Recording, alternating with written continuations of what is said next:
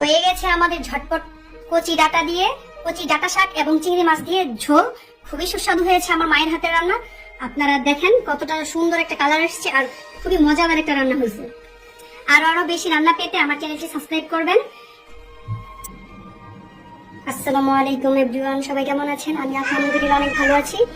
আজকে আমি নিয়ে এসেছি কচি কচি ডাটা শাক দিয়ে চিংড়ি মাছ কিভাবে রান্না করতে হয় সেটা দেখাবো। আর রান্নাটা করবে আজকে আমার মা।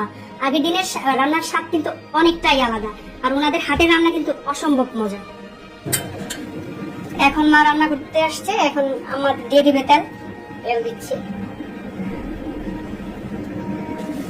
আপনি কতটুকু তেল দিচ্ছেন এখানে আম্মা? এক ছোটা তেল দিয়েছি। এক ছোটা। এখন দিব পেঁয়াজ। আমার হাতে রান্না খুবই সুস্বাদু। এখানে পেঁয়াজ কতটুকু দিচ্ছেন?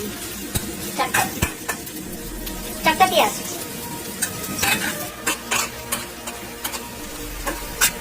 এখন পেঁয়াজটা বাদামি কালারের জন্য অপেক্ষা করতেছি।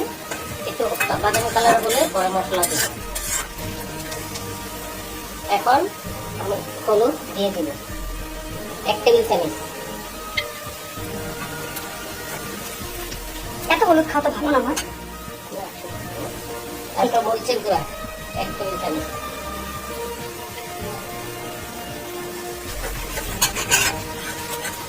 এখন এটাকে ভালো করে কষাতে হবে। রসুন বাটা 1 টেবিল চামচ।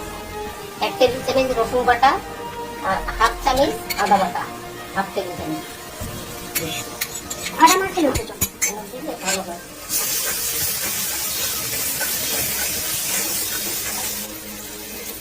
লবণ দিব 1 টেবিল চামচ।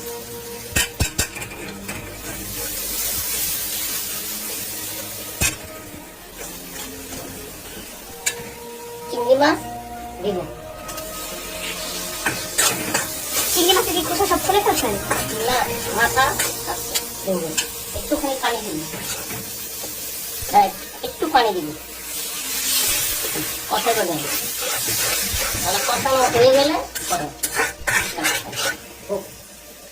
এখন ভাজা ভাজা হয়ে গেছে। চিংড়ি মাছ মশলার ভিতরে ভাজা ভাজা হয়ে গেছে। এখন আমরা শাক দিব, ডাটা শাক, কচি ডাটা। এখন কচি ডাটাগুলি শাক সহ দিয়ে দিচ্ছি। কচি ডাটা শাকগুলি দিয়ে এগুলাকে একদম ছোট ছোট করে কেটে নিচ্ছেন? অল্প অল্প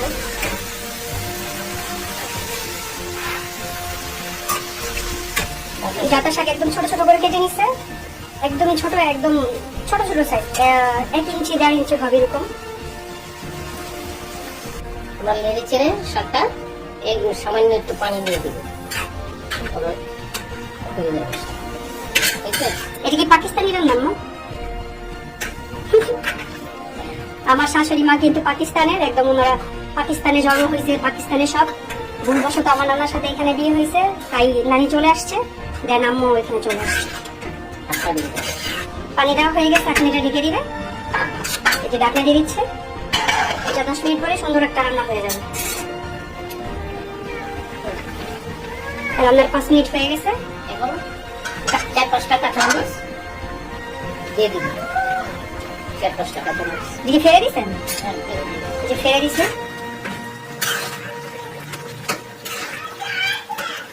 দিয়ে দিচ্ছি। আর একটু পরে ধনিয়া পাতা দিয়ে রান্না কিন্তু প্রায় হয়ে গেছে, আর 5 মিনিট থাকবে চুলার মধ্যে, তারপরে কমপ্লিট রান্না, তাই না? আমাদের রান্না শেষ হয়ে গেছে। এখন ধনিয়া পাতা দিয়ে নামাই দিল। হয়ে গেছে রান্না কমপ্লিট। এখন আমাদের চুলা থেকে নামাই ফেলবে। তরকারিটা দেখেন কত সুন্দর হয়েছে, আপনারা এভাবে রান্না করবেন, খুবই সুস্বাদু হয়ে গেছে আমাদের ঝটপট কচি ডাটা দিয়ে কচি ডাটা শাক এবং চিংড়ি মাছ দিয়ে ঝোল। খুবই সুস্বাদু হয়েছে আমার মায়ের হাতের রান্না। আপনারা দেখেন কতটা সুন্দর একটা কালার এসেছে আর খুবই মজাদার একটা রান্না হয়েছে। আরো বেশি রান্না পেতে আমার চ্যানেলটি সাবস্ক্রাইব করবেন।